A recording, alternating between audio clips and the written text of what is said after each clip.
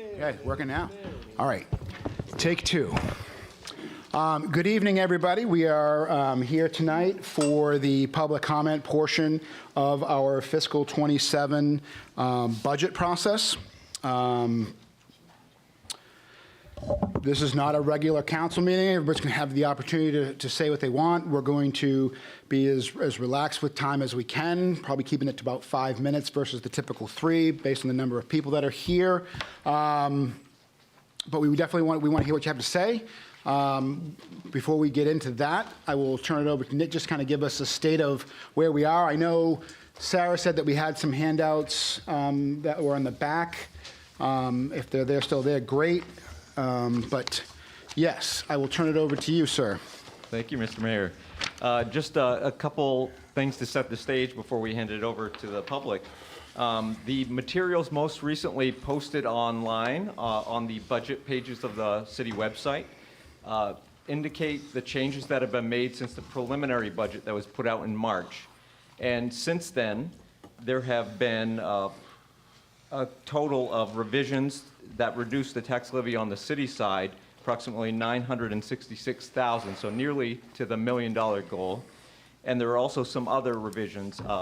These schools, at our initial budget, we were just, the city side put in placeholders. So just to be clear, we did not have that information yet, so it was just placeholders, our best guess.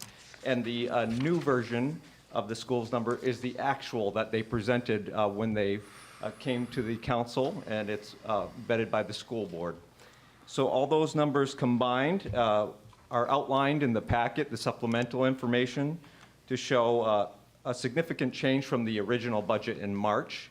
And some of those packets were available at the table, and if not, you can check with others, but it's also on the city website. I guess that's all I have to say for now, that we have, the city has taken a very serious effort to reduce the overall expected tax levy to residents from the initial budget.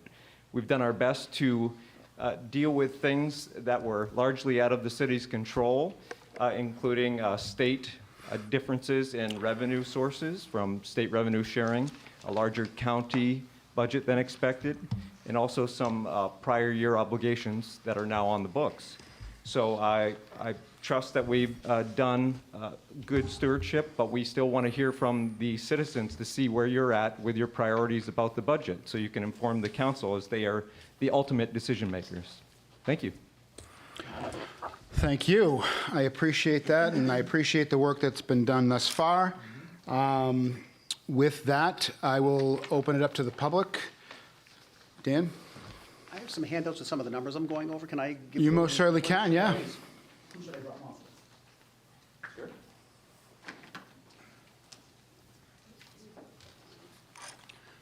They're two separate. They're two separate things. Yeah, and I'll be going over, I partially want you to see the real backup for the numbers, that I'm not just making things up off the top of my head. I don't think you need to be reading them while I'm talking. Fair enough. My name's Dan Bernier, and I'm a resident of Ward 1. Based on Maine Department of Education numbers for 2024-2025, Waterville spent $19,366 per student on education. Oakland and RSU 18 spent $16,318 per student on education. If you multiply that by the number of students, that's $4.8 million per year. This year, it appears the city is looking to spend about $21,500 per student on education. If you look at the numbers for administration from the Maine Department of Education for 24-25, Waterville spent $1,690 per student on education. Oakland and RSU 18 spent $1,345 on education. That's $540,000 per year more just on your, and that's not your principals, that's your superintendent, et cetera.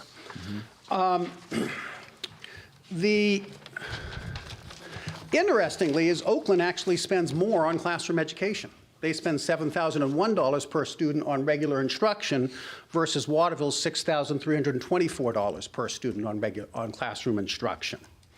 Waterville also has an advantage over almost every school district in this state in terms of transportation expenses because we're a small geographic area.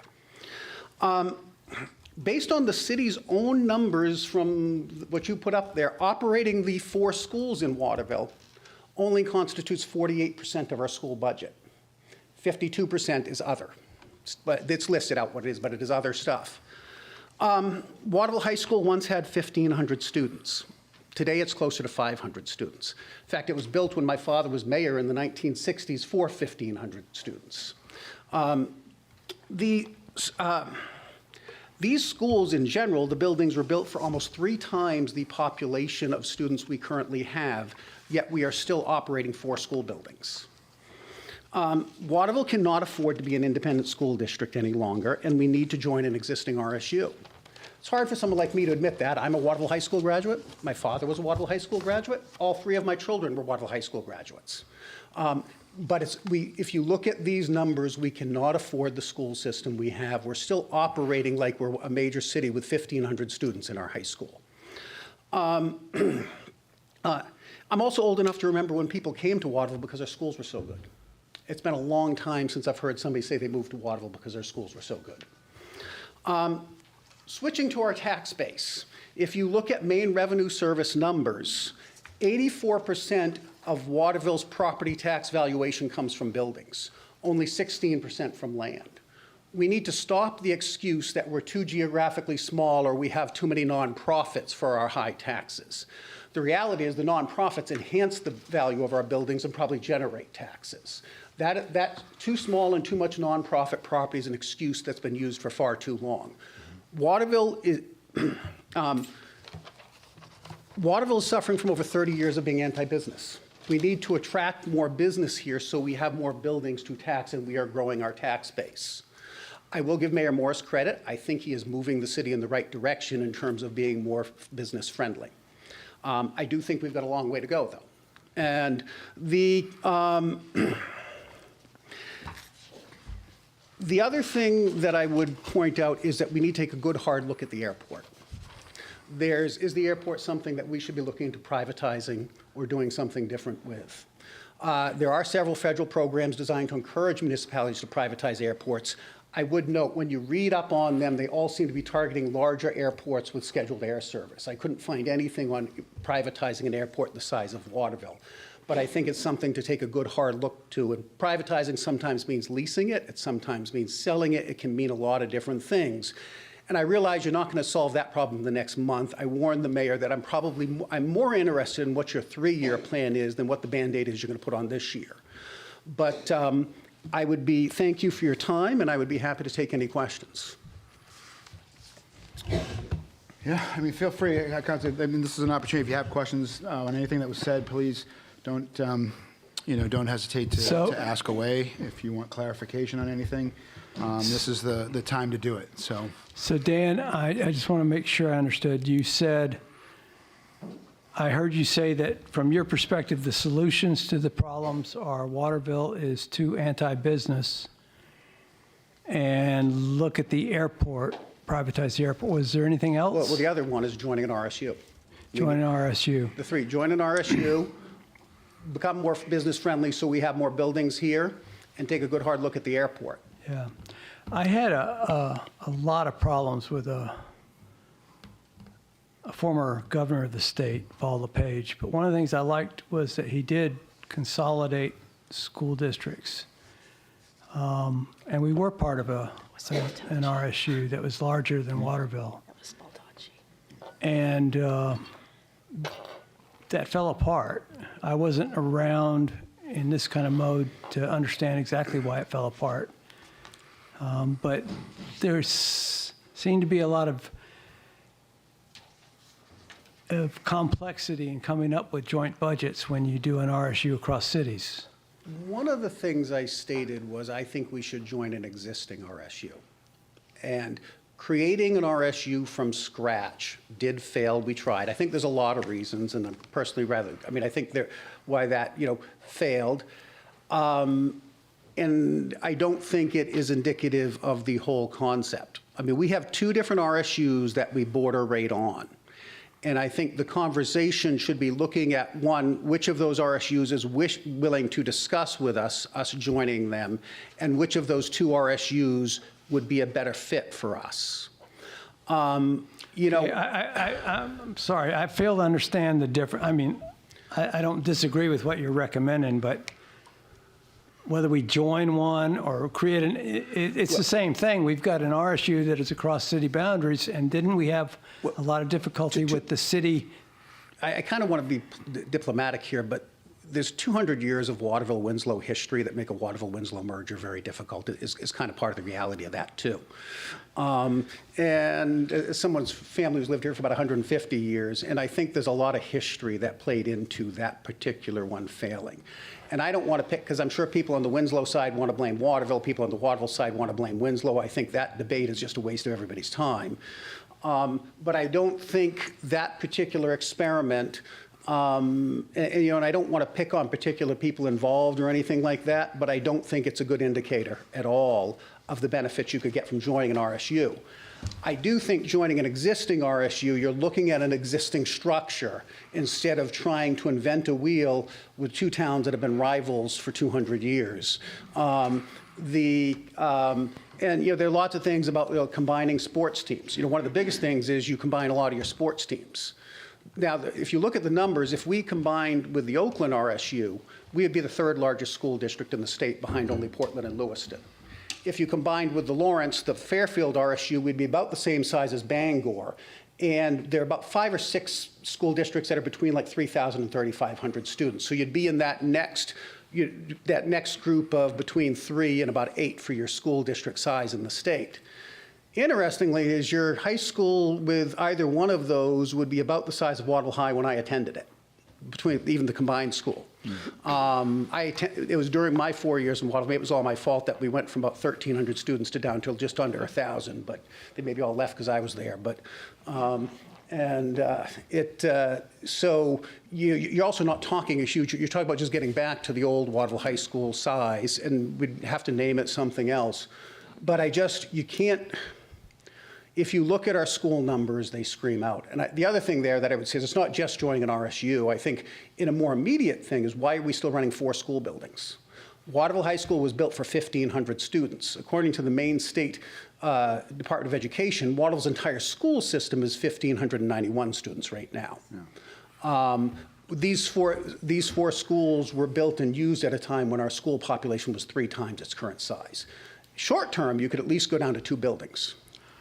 All right, well, great. Dan, thank you. Oh, I'm sorry, Councilor Green. I just want to make a comment. Please,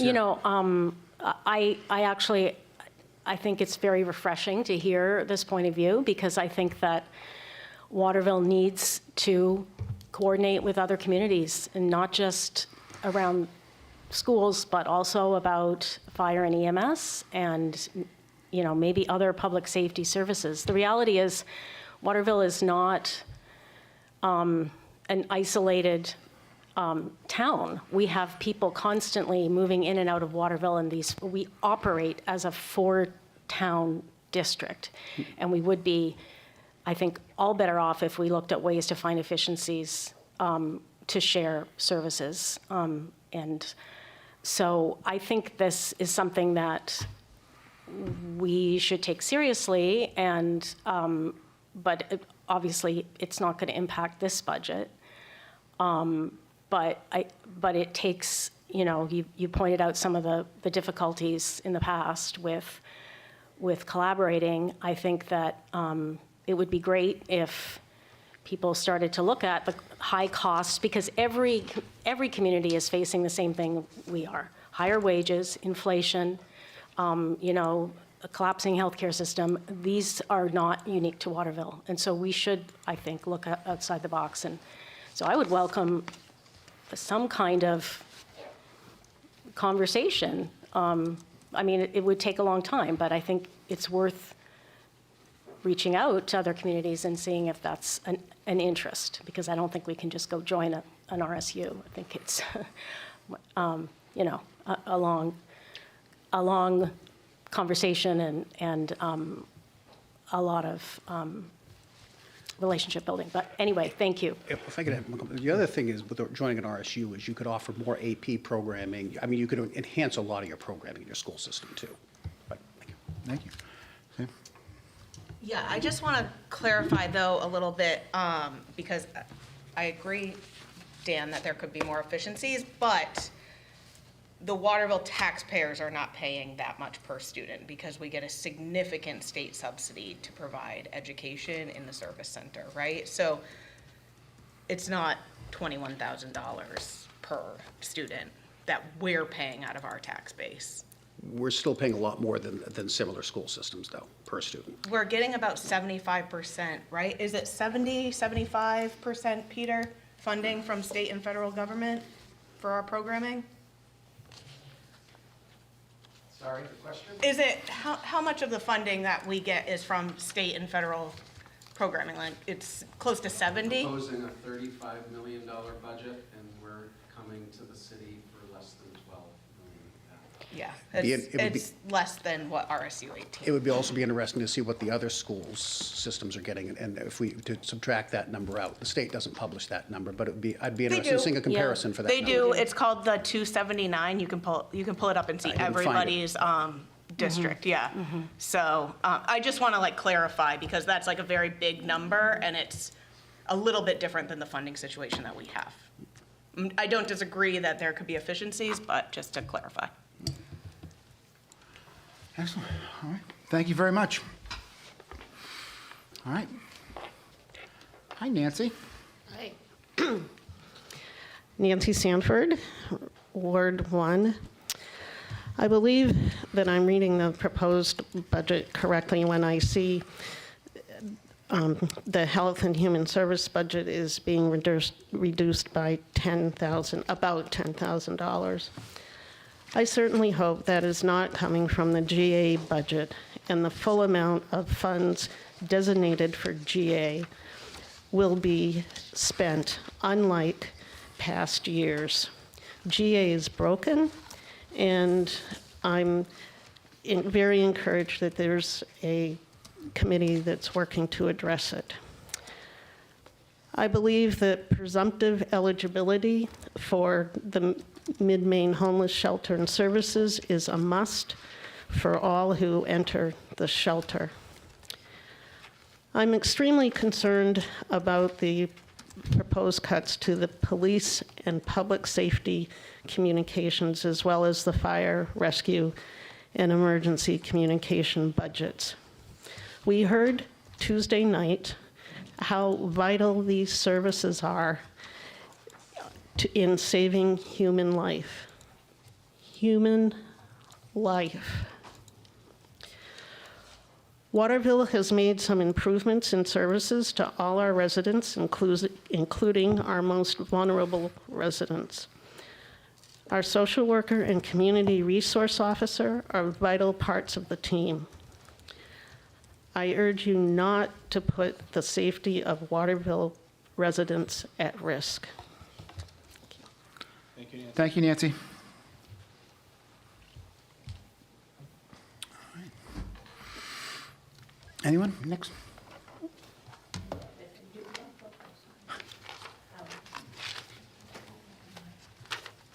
Hi, Lisa Evans, Ward 6, and I just want to say that I work at one of the schools in Waterville, and unless you spend time working in the building, not visiting after hours or even coming in for a concert, you have no idea how the space is used in our schools. I've been here 25 years. I have 2 boys that graduated from the high school 2019 and 2021, and I was shocked to hear that at one time there were 1,500 students going to school in that high school, because when my student graduated in 2019, there was no school, no room unoccupied, and I think he had less than 200 kids in his graduating class. I work in the Albert S. Hall School. It's time for a new school. It's time to bond for a new school. There is never a time during that school day when there are empty rooms, and as a matter of fact, there are classrooms that house 25, 26 students with one teacher, not enough room in that classroom to walk around as a teacher. So I understand, since I have no history of when schools were as I said, the high school was 1,500 students. That must have been a really amazing time. But the schools, I don't know what happened. The people are still the same size, but we've reconfigured for definitely the increase in special education and our families that have moved from other countries, and English is not their first language. So I am fine to spend the money, and I always am really sad when our school budget is cut, and when I see towns near us where millions of dollars of budget is cut from the school district. So I'm pro spending money on schools, and as I said, I would like to see a new hall school built. Thank you. Thank you very much. Kelly? Sorry.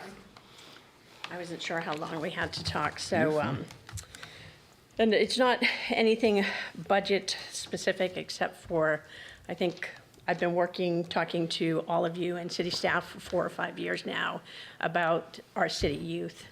And maybe consolidating with another RSU would help. The athletics at Waterville High School, even though the girls' tennis team, cheer for them, and the varsity boys have been doing really well.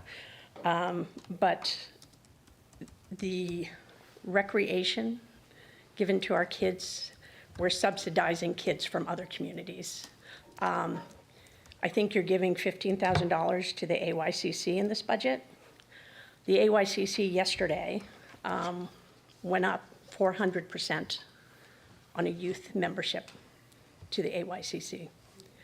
Kids go, a lot of the basketball kids, and I'll say the basketball, well, your son plays 3, they went up 1. So they won 2 years ago, they won 3 last year. The girls have won 0 the last 2 years, no games.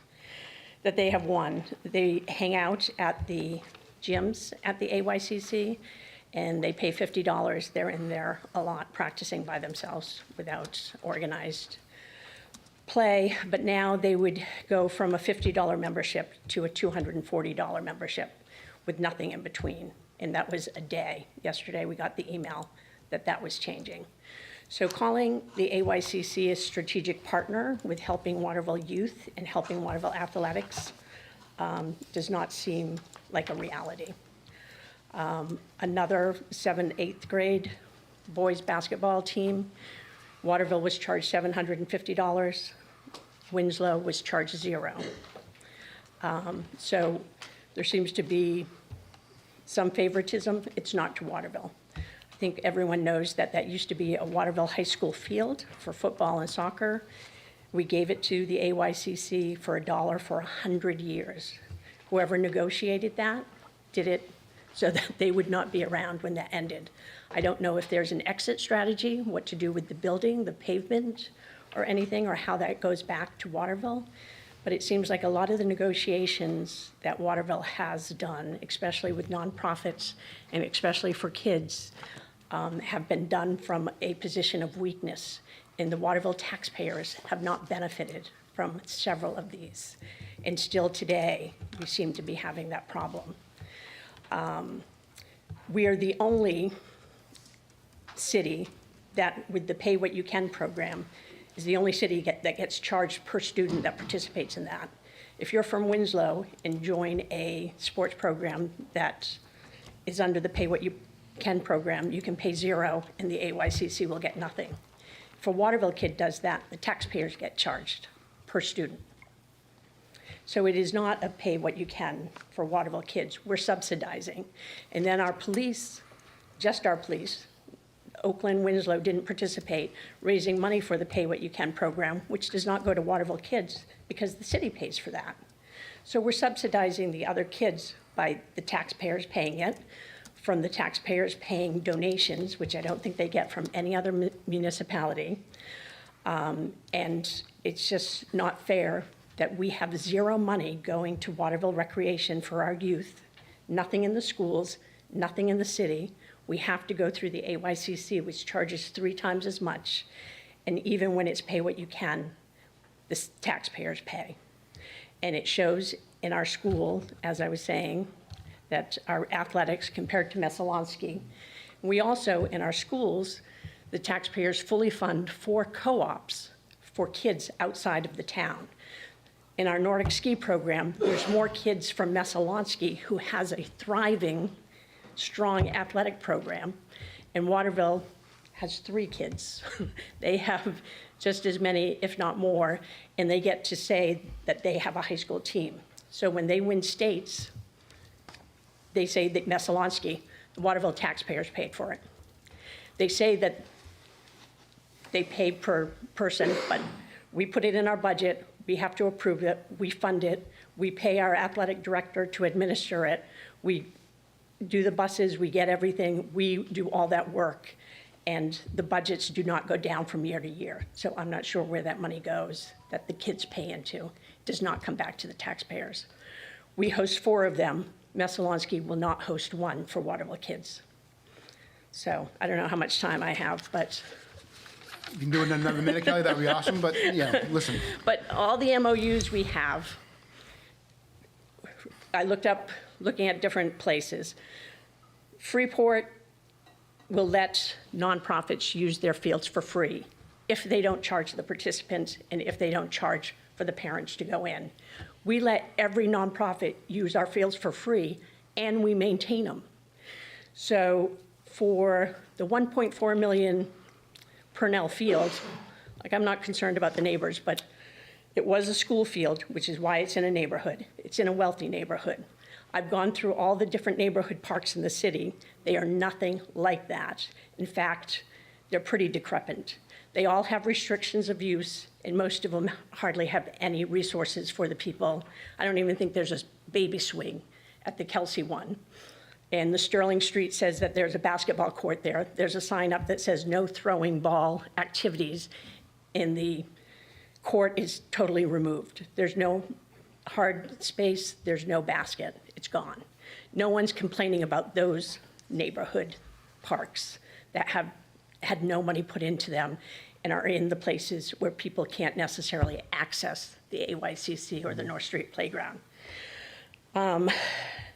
The municipal swimming pool, we are giving a $25,000 subsidy from Recreation to the AYCC to manage that, to subsidize the discount our kids get, or our residents get. That's far more than what the discount is. We paid $2.6 million plus recent roofing, bathroom enhancements for that, even though the Alphons paid even more, and our kids don't get to go for free. The Alphon uses it for their summer camps, for their kids to go. There's a summer camp for low-income, only Waterville students at the George Mitchell Brookside School who cannot afford to go there anymore. Before it was upgraded, they used to take the kids there once a week. Waterville kids are not being allowed to use a pool that taxpayers paid over $2.6 million for, pay $100,000 in maintenance, makes no revenue on, and then pays an extra $25,000 on top of that for an overpayment of subsidies. We should let our kids go to the pool for free. We really should. It's really important. 25% of our kids live in poverty. In the summer, they're not going out to the lakes, they're not going to the ocean. They see those slides, they see the water, they should be able to go in for free. Thank you, Kelly. Any questions? Oh, yeah, please. No. All right. Anyone else?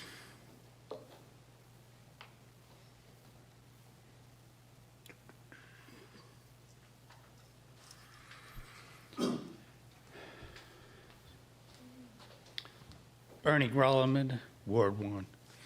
I talked to Nick this afternoon, and he kind of asked me to come down here and speak to you briefly about an issue that's coming up. I've been told that you're going to have to hire an LHO. and the LHO is going to have to meet certain state requirements.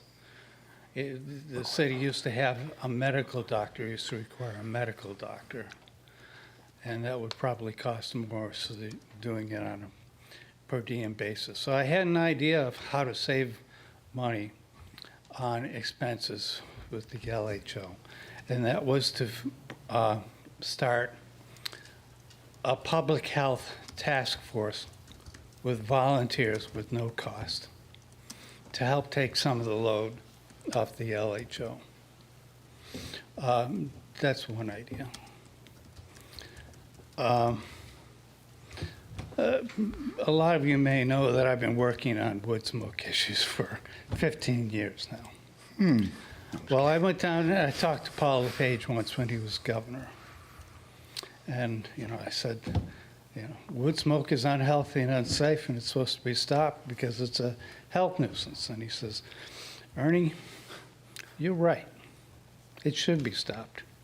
It should be prevented. But it'll cost money. So it'll never happen. Well, there's a way to solve that problem too. And Bill Lee suggested it some 15, 20 years ago when I first moved in here. And that is to find the people who are causing public health nuisances and air pollution problems, and the science just keeps coming in, showing how bad it is. So those are two quick suggestions. I know you have a lot of things you have to get to, so I'll leave you with that. Yeah. Any questions for Ernie? Thank you, sir. I have a very quick question. You bet. In regards to the wood smoke issue, like what would be like the solution that you would find? Because I mean, people have either fire pits, on a Friday or Saturday night, perhaps, or whenever, and they sit around like a fire pit, and I know. So I mean, are you saying that people shouldn't be able to do that? What I'm suggesting is that the city enforce their laws, not just their codes, but the health nuisance laws and the public health nuisance laws, and investigate the laws all the way up to constitutional law, which protects life, health, safety, and welfare, and laws about the laws that say the laws have to be amended to protect life, health, and safety when new scientific discoveries are made that wood smoke and any kind of smoke causes immediate damage to platelets and inflammation, causing heart attacks, strokes, asthma attacks that I'm all too familiar with, and cancer that's been throughout my neighborhood. Cancer, leukemia, the health problems that they keep discovering are just incredible. And there isn't any enforcement of the law. By state policy, DHHS essential services policy, if someone like the Surgeon General and me and 70% of the population, believe that there's a public health problem or a new and emerging public health problem, one, it has to be investigated. Two, it has to be researched with innovative means like the work that I did with the EPA and the main DEP. And then if it's found to be a problem, like the Surgeon General has said and the toxicology profession says, then it has to be stopped. And number four, it has to be prevented. And right now, none of that is being done in Waterville and basically anywhere else. It's a new and emerging public health problem. It's going to take time to work through all of this. Maybe you can just start with outdoor wood boilers or indoor wood boilers. Leave the pellet stoves alone. It's your responsibility to set the laws, but there are a lot of people besides me who are being bothered by this. And it's not just a common nuisance that you can use your discretion on and not enforce the law. Thank you. You're welcome. Thank you, Ernie.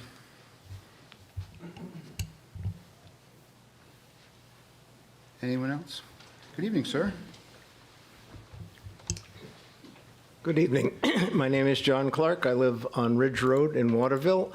I'm a member of the Library Board of Trustees. I'm also a retired librarian, so I have a vested interest. I also read roughly 200 books a year. And I can tell you that when times are hard, libraries are the sort of the front line for people who are struggling. They can borrow movies, they can borrow music, they can borrow books, they can use the computers in the library to do job searches, write resumes, whatever. The building that we have here is just a small portion of what's available, thanks to having a public library in Waterville, because it's part of Minerva, which is a system of about 90 libraries around the state. So for every book or movie or music CD that's in the library here, there are 20 or 30 more available around the state at no cost to residents of Waterville who use the library. So I'm very strongly in support of your continued support of the library. Thank you. Thank you.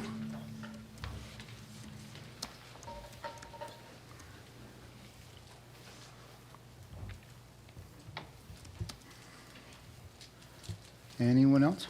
Peter? Hi, Peter Hallen, Ward 4, also the superintendent of schools. Just a couple of comments I wanted to make to clarify some things that if people weren't here for our budget presentation might want to know about. First is the complicated math that is per student cost when it comes to Waterville. The easy thing to do is look at our total expenditures, divide that by the number of high school or K-12 students that we have, and you could come up with a number close to what we saw. What that doesn't account for is the fact that one of the things Waterville, prior to my being in the position I'm in, has done is found a lot of ways to generate revenue. So if you only want to look at expenditures, it looks like one thing, but if you look at the other side of it, you'll see that included in that $35 million are approximately 450 students that we bring in every day from other districts that attend Mid-Maine Technical Center. That generates revenue for the city of Waterville. 250 or so students that attend our regional adult education program that brings in revenue for Waterville. We partner with Educare that provides daycare and preschool to approximately 200 students. So I understand Waterville is not the place that it was 30 years ago. We like to think that we've evolved with the times, and we are literally providing educational services from birth to last year, I believe, up to 87 years old. That same concept addresses the issue of space. I understand that at a time, Waterville High School accommodated a lot more students from grades 9 through 12. What they didn't have at that time was 450 additional students that are attending a technical center, 250 students that are attending adult education. We have a child care on site that provides affordable daycare for community members.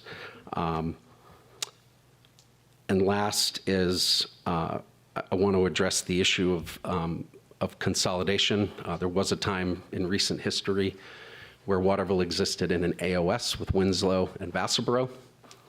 Because the state removed incentives for that,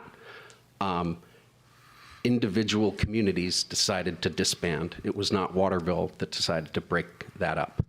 It's important to know, however, that we have maintained some of the services that were provided through the AOS. So when you see the Waterville Central Office or the Superintendent's Office, depending the word that you want to use for it, it's another way that we generate more than $500,000 of revenue for the city because we serve as the business office for Waterville and Vassalboro schools. It's not to say that there's not more work to be done.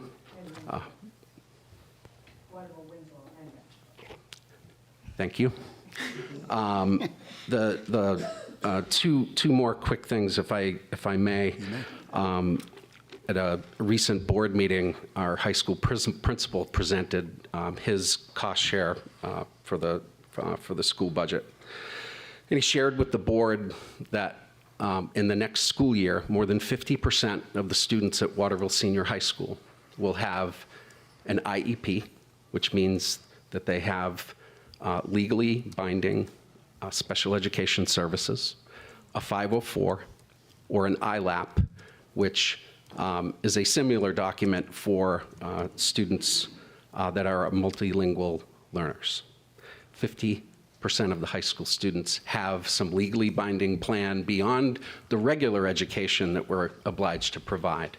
So when we talk about increased funding, when we talk about increased space, there's a reason for that.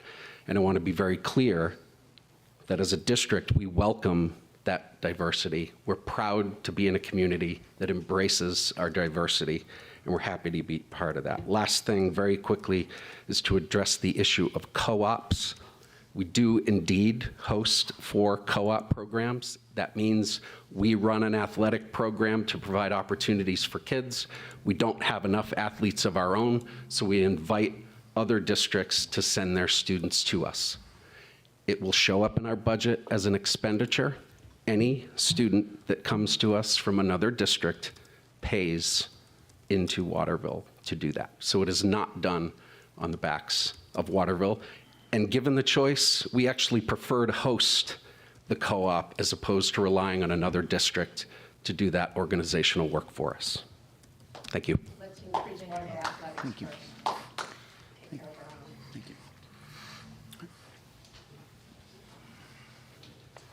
Mr. Mayor, I received an email from the former Ward 6 City Councilor with some information on the budget. Sure. Do you mind if I read that? I don't mind at all. Unless there's someone else that wants to use this time. Anybody but him. I'm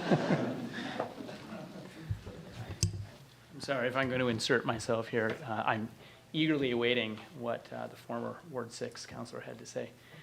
But hello, how are you all? I'm sorry I came in late. I missed the general tenor of the conversation, so I hope I'm not going to be redundant. But my name is Thomas Klepak. I'm here representing, I'm here from Ward 3. I am speaking for both myself and a number of my neighbors from Ward 3 that I know share some of my viewpoints on the budget. So I can't say that everybody in Ward 3 feels this way, but I know some people do for sure. So looking over this budget, I see that there's been a selective hiring freeze, supposedly saving about 1.9 million people in terms of personnel as a cost driver. You have foregone new positions, right? So there are no new full-time positions in the FY27 proposal, despite previous goals to grow with the growth of the city, right? Grow the capacity to meet the changing the change in the city population. There is a reduction in merit pay pools, right? Merit pay pools and recruitment lines, for example, going from 50K to 30K. And these pools are targeting recruitment of specialized personnel, like wastewater operators for the city of Waterville. I see retreat. I see retreat and disinvestment in this budget. I'll be honest with you. I understand the pressures very well that you are feeling as counselors. However, I'm worried. I have a number of concerns. And first of all, just in terms of city services, there's a hollowing out effect, right, as you cut back. There's a service debt that we are incurring. The people that work for Waterville, we have long prided ourselves on our ability to have an amazing cohort of professionals that have chosen to make their professional life here in Waterville. And we ask them to go to stretch themselves thinner and thinner in the delivery of that service, right? And there has to be a balance. There has to be a line. These are real people, many of whom make their lives in Waterville. So, for example, what was the number? Did they just dump 200,000 people from the federal government in the city of Washington, D.C.? Those are people now who have to find other employment and are not feeding into the local economy of Washington, D.C., right? So not investing in the municipal workforce is also not investing in the economic potential of Waterville, because these are Waterville residents. And yeah, so economic theory would suggest that in times of inflation, local austerity actually leads to brain drain. So there's the recruitment side of things, but there's also the retention side of things, making sure that the people that work for the city of Waterville feel valued, that their efforts, not only that they feel valued, but their efforts are a good investment of their time, right? And that we do not lose these people from police, fire, public works, et cetera, for higher paying private jobs. And then there is this idea of efficiency, asking these people to be more efficient. Efficiency is often a euphemism for increased workloads on the remaining staff that leads to burnout. For example, today I went into City Hall to get all of this budgetary documentation. I wanted to look at it. And I was hoping to pick it up from the administrative assistant for the city. There isn't an administrative assistant. Does that mean that that work is not getting done? No, it is being done. Two different roles are being done by one person. Thank you, Sarah, for getting me that paperwork. That kind of dynamic is not sustainable. It is not sustainable. I know that I may disagree with many of you on that point, but I just urge you to not give up on investing in Waterville. So, for example, the current budget, let's look here at the staffing status, the current vacant positions. We have an executive assistant, nobody home. Code enforcement. Right, and this is a revenue-generating department. Code enforcement. Oh, hello, please. Can I just make sure that we are all on the same page? Because it's true that the city manager has implemented a hiring freeze with some exceptions for essential personnel. Sure. However, it doesn't mean that those positions are not in the budget. It just means we're not hiring them until the budget is finalized. So I'm wondering, Nick, can you just give us, just so people are clear, the position for an administrative assistant is in the budget currently? That is correct. Yes. Just to speak to the vacant positions that was noted, there is a pause, I will call it, because it's not a traditional freeze, and that was to be mindful of budget considerations if we were not able to find other cuts or revenues.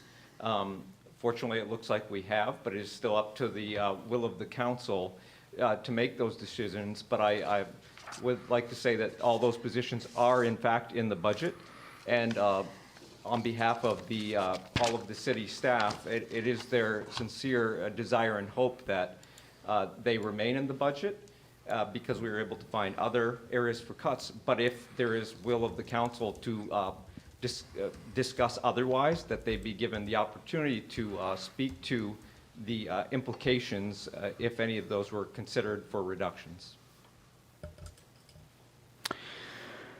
Well, I don't want to get up here. Oh, please, yeah. I'm sorry. I can really get behind the idea of having, of building up an infrastructure in terms of the city government, city services that will allow for growth.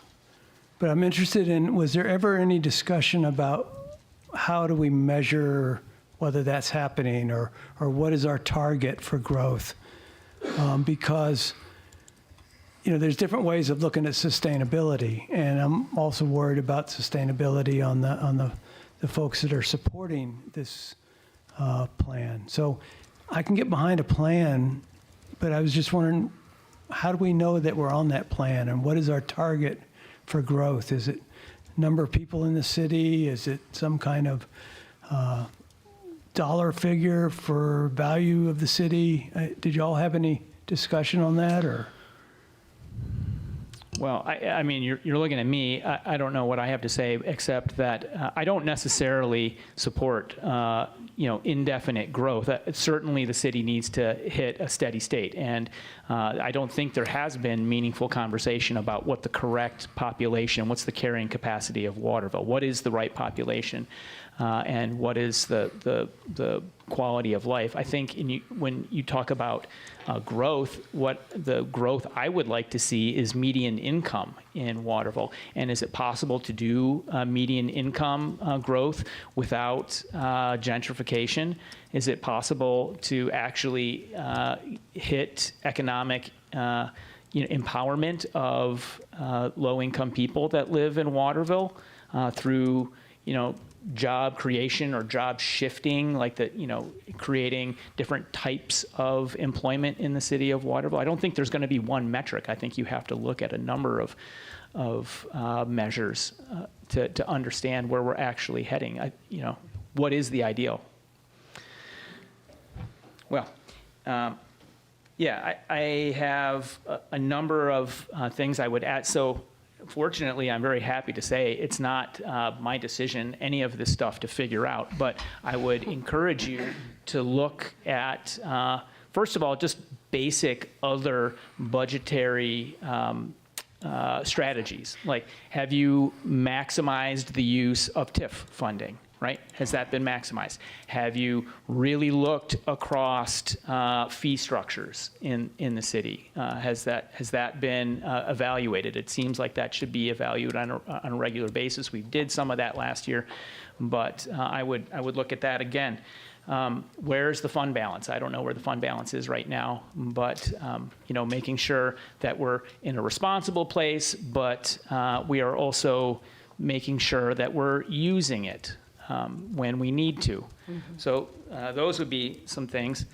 There's other ideas that I could come up with. I have 10 of them on my piece of paper here that I can list out for you, but my question is, are you being creative? Are you being creative as the city council? Are you trying to bring your best ideas forward? If there needs to be some austerity, okay.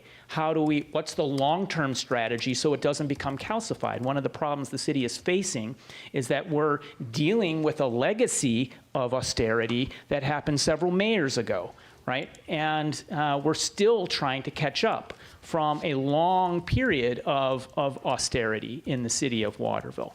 And we're still paying for it. Right? So I don't want us to get calcified into that mentality. And I recommend strongly against it, making austerity the guiding star of your budget season here. But my deeply encouraged recommendation is that if this is what you do, it has to be part of a longer-term strategy that cannot institutionalize this notion of retreat, right? So it's a tricky balance. I mean, I can go through a bunch of other ideas, and I'm not necessarily going to, but. Yeah, please. So, again, I appreciate your perspective, and I mean, you shared it when you were on council, and we have been in a period of building back our capacity as a city, and the city's been growing, and so we really have had to do that. I was surprised to learn how many positions have been added in the past decade, and it's about 50. So the city staff has grown, and it has grown along with revenues and the tax base. But we have to keep in sync with the funding that we have, and like you said, I mean, have a plan. And the problem is that right now there are a lot of factors that are unclear. So I think that personally, I hear what you're saying. I don't want to lose the capacity of important staff functions either, but we do have to be thinking about not just this budget, but the budgets in the years to come. Well, can I ask you what, maybe this is not how you're thinking about it, but it is how it's been thought of in the past.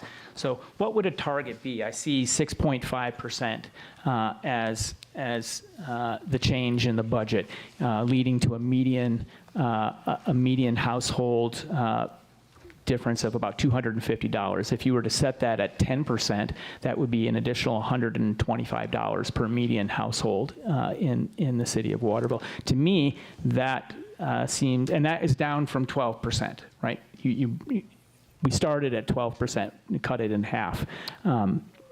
Correct? But, I mean, So there are a lot of numbers that drive the growth. There's the percentage of increase in the budget, then there's the increase in the tax levy. I'm not sure which one you're talking about, but we're looking right now at about a 1 mil increase in the tax base based on the budget we have before us.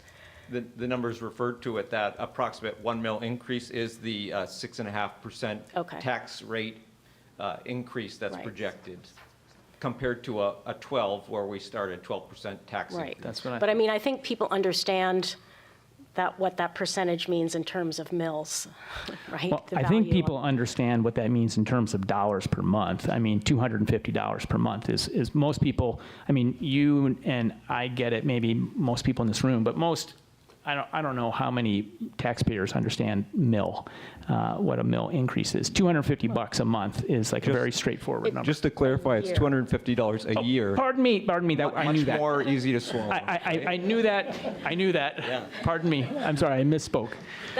But that's additional, right? That's on Yep, top of. no, I understand that. Anyway, Okay. I- Well,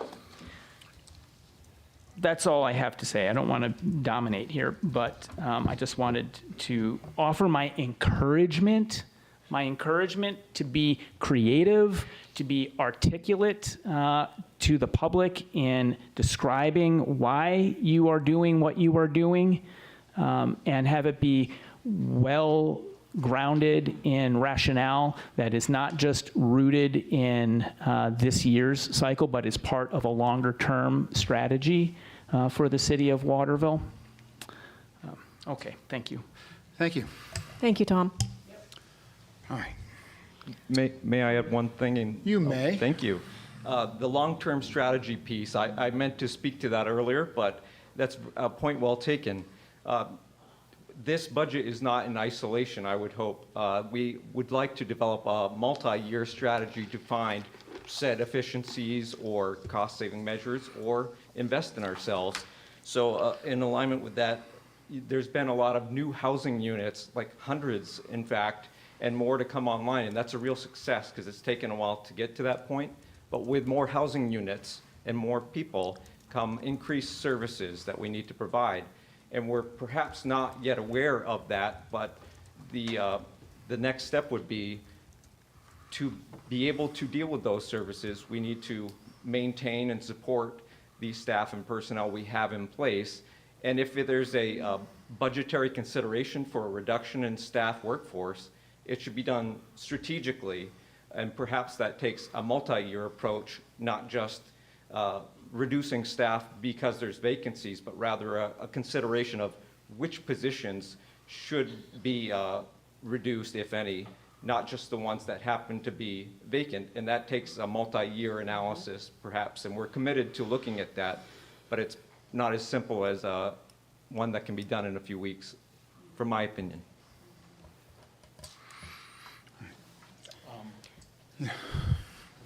Okay, yes. We'll get to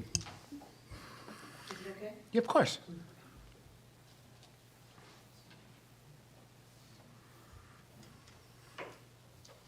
I'm Rhoda Mo, Ward 2. I'm feeling really stupid right now. Microphone. I'm feeling really stupid right now. I'm really tired. When I get really tired, I get really dumb. And I'm a humanities major, which makes this even more tedious for me. So, other people may benefit from this, some of these questions, but I'd like to just kind of cut to the chase, if you'd allow me. Is there a, what is the? Second. What? Hold on just a second,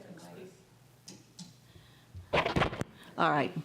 God, do I have to repeat that? Yeah. She's not tired, she's very smart, like, we're good. Yeah, we're good. I'm playing Columbo here, right? Okay. But no, seriously. So I can't read all this. I'm just going to. Just overall, comparing this budget to last year's budget, is there a decrease? What percentage overall does this budget decrease from the previous number? Can somebody, Nick, you probably know that. If you're speaking a decrease compared to the preliminary budget or an increase compared to last year's budget? Oh, you're confusing me already. Give me both. Sure. The original budget, it has the one presented in March. The version we have now before you is decreased by 1.3 million in the net tax levy due to our work to get there. And it was originally proposed as a 12% tax increase estimated, and now is down to a 6.5% tax rate increase estimated.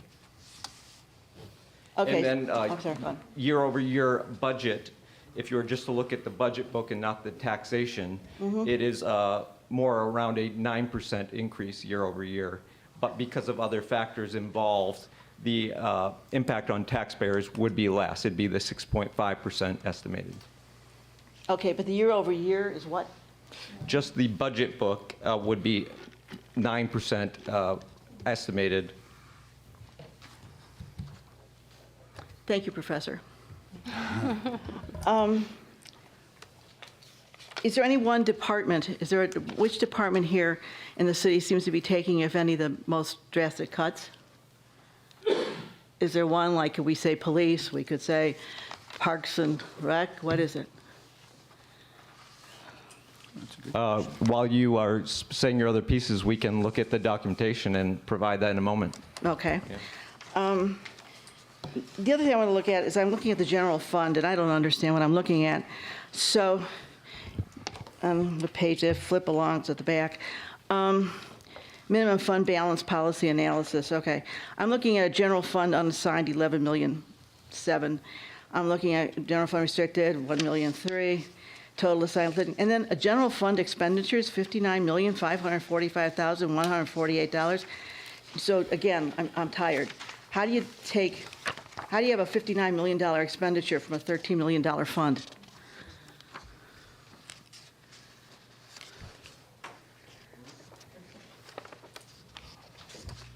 Well, please bear with us. We were expecting public comment, not public question. But we will do our You saw best. me walk in the door. You should have known better. But both are fine. We just are getting you. our books open as we speak. Okay, thank you. I'm going to attempt to answer your question. The number that you're looking at is what was utilized in the prior year for the total budget. And the charter outlines that we are to hold 12% in the fund balance to allow for cash flow. Okay. So that big number, we're not taking it from the fund balance. We're utilizing it to see what 12% of that prior budget would be and how much we have accumulated above the 12% that can be used to offset taxes in this new budget year. Okay. Okay? Thank you. You're welcome. I think I understand that. I'll send you an email tomorrow if I wake up and I realize I don't understand a word you said. Okay, so before I end this is, and I don't see drastic cuts here to health and welfare. Okay. And that, of course, would be one of my primary concerns, along with police and fire services. But I just want to mention for the record, and I would ask everybody to look it up, just take the time. It's rather instructive. There's a metric called ALICE, A-L-I-C-E, as in the female name. It stands for Asset Limited, Income Challenged, Employed. And it's a metric that measures not just poverty, but it starts at the people who fall under ALICE are people who are above the federal poverty line, but they cannot survive on their income meeting normal services, okay? So they're under the federal poverty line, but their income is so challenged that they need help with essential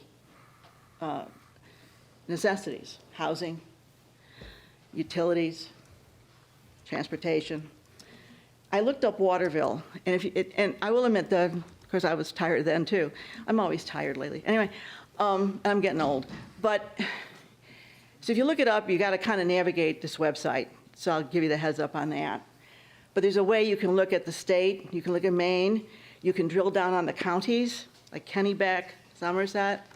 You can highlight it, you can put in a zip code, and then you get a number of how many people in that population are considered ALICE people, okay, in that group.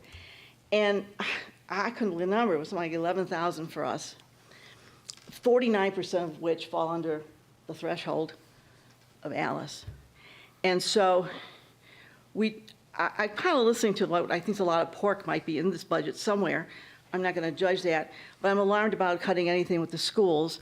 And to Dan Munir's point about we probably went to school around the same time, and I'm probably older than you.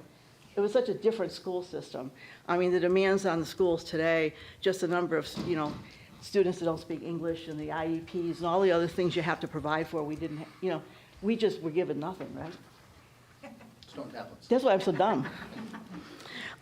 So anyway, there's that, but I'm concerned about ALICE, and I would just caution and ask you, really, when you look at the budget and we finalize this budget, if you could do me a personal favor and look at everything about ALICE.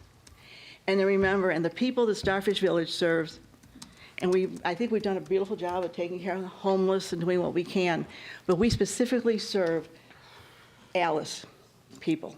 And I would add to the acronym ALICE plus H, because the people we serve in Starfish Village are asset limited, income challenged, employed, plus housing. Most of them are sheltered.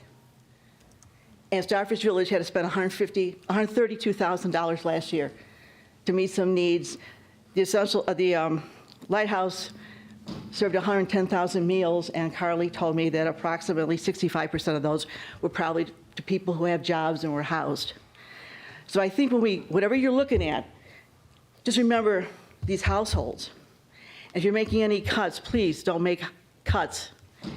And the people who serve those households, and don't forget, these people, they contribute to the economy. They buy here, they pay rent, they actually are not parasites. They live here and they contribute. The police services, I just want to put in a plug for the police. The chief of police suggested a task force. Todd Stevens heads it up. I've got the honor to be a part of it. And that is to respond to emergency situations that arise when GA is either not available or perhaps has declined services for whatever reason. And in just the month of December, we responded to 3 families with children who looked like they were going to be on the street at 5-degree weather. And we did a really good job of it. We responded. There's another family recently. Those are people I don't normally serve because those are people who are homeless. But this task force is very important, and I want to say we could not have it were it not for our police department. And what Todd put together afterwards when we met with these people is we brought in people from KB Camp, we brought in case management, we brought in the principal of the school. Immediately, Todd made sure that the child who was going to be in a hotel was going to have transportation to and from school. It was really remarkable. And then we met with Everett Flannery, paramedicine, and a online meeting, and we brought in all these services. So we had paramedicine, we had Todd Stevens, and we had Rob Boulay. And I have seen them personally, and if we didn't have those services, it would be really, really sad. They're an essential service. I don't want you cutting any police services, but I want to, and I thought, just as Nancy Sanford said, the other night, we honored all these police personnel. And it's shocking. Did you notice how many suicides they had intervened in? You know, and domestic abuse with a gun. I mean, this is really important stuff. And so, and they also protect the people who come here to pay money to go to our good restaurants and go to the Opera House. So we are a really good hub. We pull from all around, and those people contribute to our income too. But anyway, I'll end it with that, but just do me a favor, and everybody in the audience should look up Alice and really understand the depth of the issue in this town. Thank you very much. Thank you, Mo. Thank you. All right. I'm sorry, you want to say something real quick? Well, yes, very quick. I want to say that when we're talking about the cuts that have, or the reductions, I mean, it's a change in the budget which includes unexpected revenue sources or projections which are more favorable, and some cuts.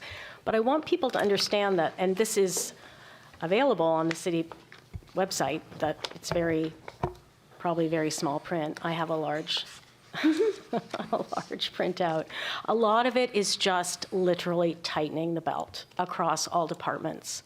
And I think it's pretty amazing that we've gotten as far as we have that way without cutting any positions. So I just wanted people to realize that. It's not just we're cutting. We're actually, we did change the way we use some TIF funds. Nick and Sarah put this together. So I think there has been some creativity, and it's not all cuts, but it is helping us not have to raise taxes as much. Cassie, good evening. Hi there. My name is Cassie Julia, and I reside in Ward 4. Oh my God, I almost said 6. Sorry. I know you don't want to claim me if you don't have to. All right, there have been some, actually a number of inaccuracies that I've heard tonight that I feel that, as they pile up, I need to clarify. One, Waterville lost around $500,000 of revenue sharing this year. Is that correct? Yes. So whether or not we want to tighten the belt, we have lost almost exactly $500,000 in funding that we normally get from the state. So I think that that's something that is an important thing to take into consideration and for people to be aware of. Second, I'd like to talk about the boys basketball team and the girls basketball team, where it was mentioned they won 3 games and 0 games respectively. I would like to say that I presented the high school with 5 legislative sentiments on good sportsmanship awards that were awarded this year. So maybe they did not win games, but they are hands down excellent sports. I would also like to say that 2 of those teams were co-op teams. One was the cheer team with Meso, and the swim team with Winslow. I do think also it would be really tremendously helpful if people who are interested in commenting on the budget and where we are on the budget, if they came to the workshops so that they could get an overall sense of where the money is coming from and how it's calculated. The cost per student in Waterville is around $12,300-ish, okay? The $19,000 number does not account for all of the things that Pete explained, like tech center stuff. Like the overall budget has net positive, net neutral, and then expenses in it. So it's not a simple budget where there's like plus and minus. It's not a household budget. It's very complicated. So the revenue that is generated is not reflected in the $34 million budget. That's really important for people to understand. And maybe the city can do a better job of putting that information on the website to explain it out, because I mean, I've been coming to budget meetings for 10 years at least, and I learned this a long time ago. There's a lot of people in this room that have also been coming to these same budget meetings that should really maybe have a resource that they can reference so that they can understand that, so we can stop having the same conversations every year. I would also like to say that, by contrast, the $12,000-ish that Waterville spends per student, there are southern coastal towns that spend upwards of $25,000 to $28,000 per student, okay? So Waterville is like in the bottom 30%, all right?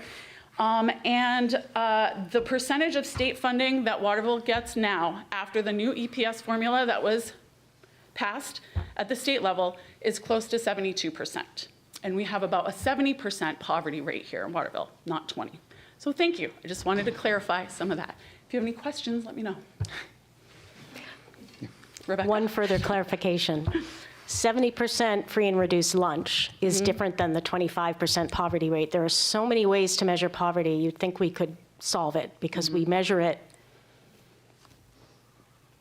like crazy, but yeah. So it's 70% of the children in Waterville qualify for free and reduced lunch, but 25% is the official poverty rate. And then there's Alice as well, which does not account for all of those people that Rev Mo was talking about. The new EPS formula does not calculate poverty the same way as it used to be calculated, which is why we now get more funding than we used to get. Yeah. And it is being looked at as closer as a poverty rate.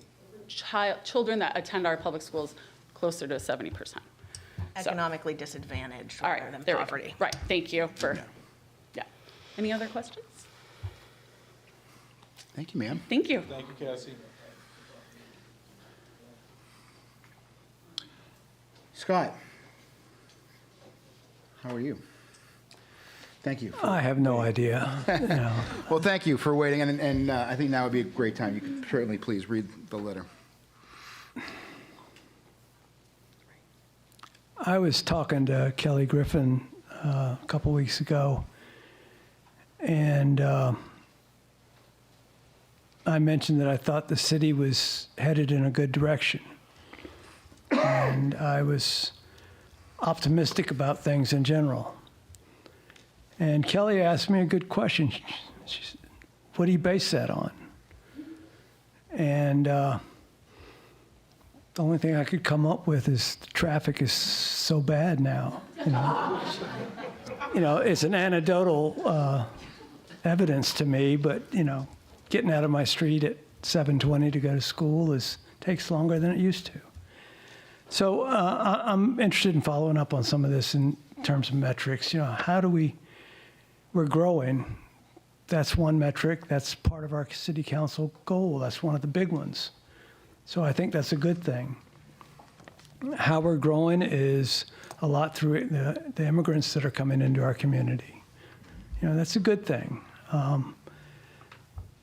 But I'm interested in finding out some other metrics that perhaps we can use as a city council to assess the value of some of these decisions we're making. So I'm open to suggestions. Thank you. Did you also want to read the letter that? We're all waiting for the letter, Scott.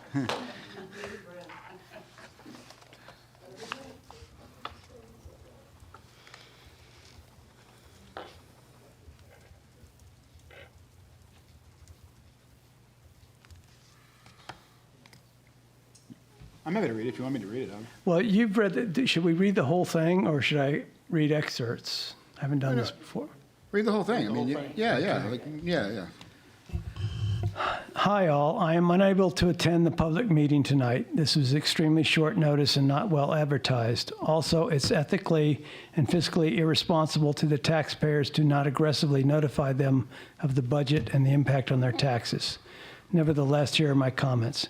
This is from the former Ward 6 City Councilor, Rianne Finch.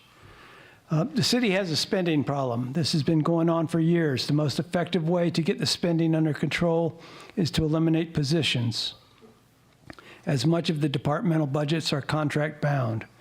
There are 8 open positions right now and additional EMS added last year. Eliminating them would go a large way to addressing the out of control spending. especially as the proposed cuts are either one-time cuts that will be back next year. For example, the library using endowment for this year as an example, or literally counting paper clips, both of which simply kick the can down the road for the next council to deal with. I've heard a lot of discussion about economic development. Drawing down the TIF balances to a few $100s is not a long-term economic development strategy, especially when these TIF funds are being used on items that were previously line items in the budget. It's as if the city is inventing ways to spend money just to spend money. There might not be a plan for the concourse yet, but we know it will inevitably come, and starting saving for it now allows us to start the project sooner once a plan is made. It's okay to save money. It doesn't all have to be spent. It shouldn't all be spent. I saw that paving was initially cut, though thank you for adding it back, and I'm appalled that that was the first reaction to addressing the budget. If anything, this city needs more paving, not less. Excuse me, I just hit the wrong button.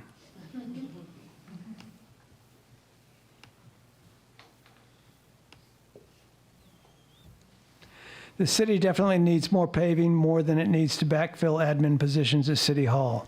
If you're going to spend the money, at least spend it on the taxpayers, not on their behalf. I tried to follow all the third-party requests and didn't see that the homeless shelter was added anywhere. If the city allocates the $100K the shelter is asking for, the shelter gets $100K and the city is reimbursed $75K for a net spend of $25K. If we're going to be spending money, it seems foolish to not do this. Also, on third-party request, I want to add that the Waterville Historic Society isn't as large as some of the other organizations that have been allocated money, but they do host a lot of community school programming and cannot as easily acquire donations as the larger organizations can. If we're going to give out money to third parties, it would be nice to see the city prioritize smaller organizations who still provide value to the city. Thank you. Rand Finch, Ward 6. Thank you, sir. Any other public comments this evening?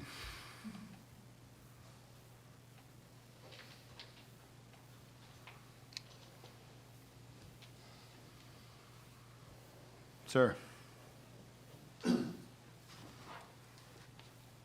I'll try to be brief. It's not about wood smoke. I'm a member of the. Is the mic just? I'm a member of there we go. the United Church of Christ, and they've been talking about an issue for a while now, and I just wanted to bring it up. The people in the church have been working on an essential closet, and they've been doing wonderful work helping the poor.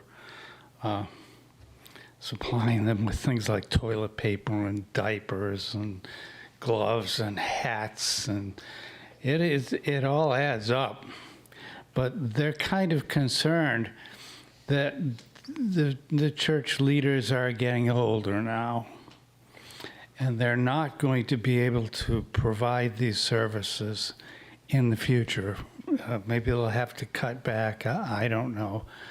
And they would like people to come up here and talk to you and request that the city take on more of this burden because it's getting too much for them. That's it. Thank you. All right. Anyone else? Not an auctioneer. I'm not going once, going twice. All right. Well, thank you very much. We appreciate everything that was shared this evening. And again, I think the council heard all of it. Next Thursday is the final workshop where the council will come in and we'll start having some conversations, and we'll go from there. Next Thursday. Next Thursday? Isn't it? Yeah. Next workshop? Thursday. So, awesome. Okay.